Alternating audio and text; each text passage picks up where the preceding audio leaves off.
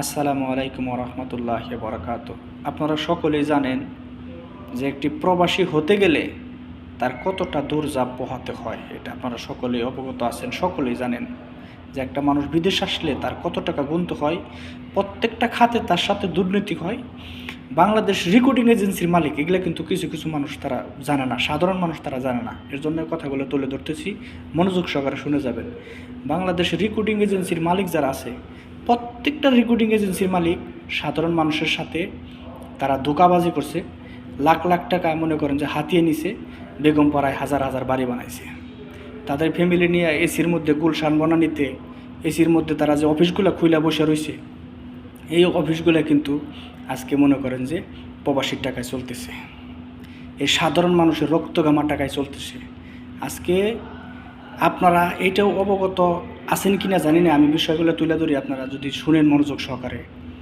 আজকে একটা প্রবাসী যদি মেডিকেল হতে যায়, যে মেডিকেল, সে একটা ব্যক্তি যদি সুস্থ থাকে তারপরেও তাকে সুস্থতা না দেখাইয়া টাকা নেওয়ার ফন্দি করে তাকে কিন্তু আনফিট দেওয়া হয়, সেখানেও কিন্তু অনেক টাকা হাতিয়ে নেওয়া হয়। ঠিক আছে, তবে এগুলা কিন্তু আপনারা জাস্টিফাই করেন না। পাসপোর্ট করতে যাবেন, সেখানে অনেক দালাল বাটপার সিটার।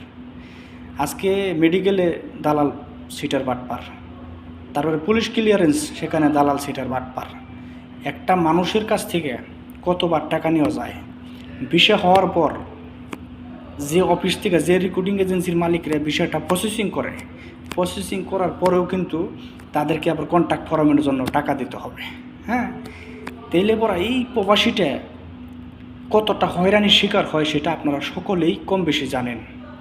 আজকে বইসেলের মাধ্যমে যদি বাংলাদেশ থেকে লোক বিদেশে আনা হয়, সাধারণ মানুষ অল্প টাকায় বিদেশে আসলে, আপনারা রাজনীতিবিদ, রাজনীতি করেন, ঠিক আছে, আপনারা যদি তেমন দেশের জন্য মায়া থাকে, তাহলে অল্প টাকায় সাধারণ মানুষকে বিদেশ পাঠায় বাংলাদেশের রেমিটেন্স বাড়িয়ে বাংলাদেশটা সামনের দিকে নিয়ে যাবেন, এটা আমরা সকলেই আশাবাদী। কিন্তু এই যে কিছু কিছু সময় আমরা শুনে থাকি যে প্রবাসীদেরকে এই বিমানবন্দরে অনেক হয়রানি করা হয়।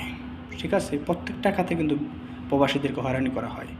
আর ইদানিং নিউজে শুনতেছি যে প্রবাসীদেরকে এক বছরে একবার দেশে গেলে পরা 2টার বেশি মোবাইল নেওয়া যাবে না। তো আপনারা প্রবাসীদের জন্য কি করলেন? এই ব্যক্তিটা জায়গা জমিন ঘর বিটা সব কিছু বিক্রি করে, জীবন যেমন সব কিছু শেষ করার পরেও যদি এই প্রবাসীটা দেশে যায়, তার ফ্যামিলির জন্য, তার ঘনিষ্ঠ মানুষের জন্য 2টা 4টা 5টা মোবাইল না নিয়ে যেতে পারে, তারপরে এর জন্য কি করছেন আপনারা? আজকে দেখেন, সাধারণ মানুষের কাছে আমি বলে যাব, আমার সমাজের মানুষ কিংবা আমাদের দেশের মানুষ যারা আছেন, আমার শুভাকাঙ্ক্ষী যারা আছেন, আপনারা সকলে একটু ভেবেচিন্তে দেখবেন যে প্রবাসীদের অনেক অবদান আছে, কিন্তু এটা কিন্তু আমরা সাধারণ মানুষ জানি না। এই যে রেকর্ডিং এজেন্সির মালিক হারামখোর মাদারচোদের বাচ্চারা আছে, এই খানকির বলারা মনে করেন যে সাধারণ মানুষের কাছে লক্ষ লক্ষ টাকা নিয়ে নিঃস্ব করে দিছে। ঠিক আছে, নিঃস্ব করে দিছে। আর এই 7 লাখ 10 লাখ টাকা দিয়ে একটা মানুষ বিদেশে আসলে, এটা বাংলাদেশ সরকারকে জানতে হবে। 10 লাখ 20 লাখ 15 লাখ টাকা মানুষ বিদেশে এসে এই টাকা উঠাইতে তার মনে করেন জীবন যেমন সব কিছু শেষ। আর আজকে দেখেন, পার্শ্ববর্তী দেশ ইন্ডিয়া, নেপাল, ভুটান থেকে মানুষ আসে অল্প টাকার মাধ্যমে, তারা মনে করেন যে 1 বছর 1.5 বছরে তাদের ঋণ পরিশোধ হয়ে যায়। আজকে বাংলাদেশের রেকর্ডিং এজেন্সির মালিকের কারণে এই খানকি বেলাগুলো লাইসেন্স বাদ করে দেন, আরাম করে বাচ্চাগুলো লাইসেন্স বাদ করে দেন। এগুলো লাইসেন্স দিয়ে লাভ কি? বইসেলের মাধ্যমে বইসেলে 1000 লোক খাটান, বইসেলের মধ্যে 1000 লোক খাটান, বেতন দেন, সরকারিভাবে বেতন দেন, সাধারণ মানুষের টাকাই তো যাইব। এই রেকর্ডিং এজেন্সির লাইসেন্স আছে সব বাদ করে দেন, কারণ এরা দুর্নীতিবাজ, এরা হলো বাটপার সিটার। এরা মনে করেন যে দালালি করে মনে করেন যে লক্ষ লক্ষ টাকা মানুষের হাতে নিচ্ছে। মালয়েশিয়া যাওয়ার জন্য কত কত মানুষ লক্ষ লক্ষ টাকা মের খাইছে, এটা আপনারা সকলেই জানেন। ঠিক আছে, তারপরেও কিন্তু আপনারা যুগ সাজস হয়ে প্রবাসী কল্যাণ মন্ত্রণালয় থেকে এই যে মনে করেন যে এই তাদেরকে এই মদত দিয়ে আবারও কিন্তু সেই রেকর্ডিং এজেন্সির মালিকের সাথে আপনারা কাজ করতেছেন। এখন পর্যন্ত বাংলাদেশ থেকে বিদেশে আসলে 7 লাখ 5 লাখ টাকা এখনও নেওয়া হইতেছে।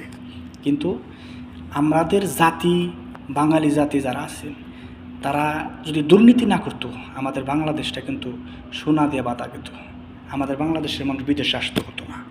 ঠিক আছে, তো ছোটো মানুষ, অনেক কথাই বললাম। যদি কথার মাঝে কোনো ভুল ত্রুটি হয়ে থাকে সকলে ক্ষমা করবেন।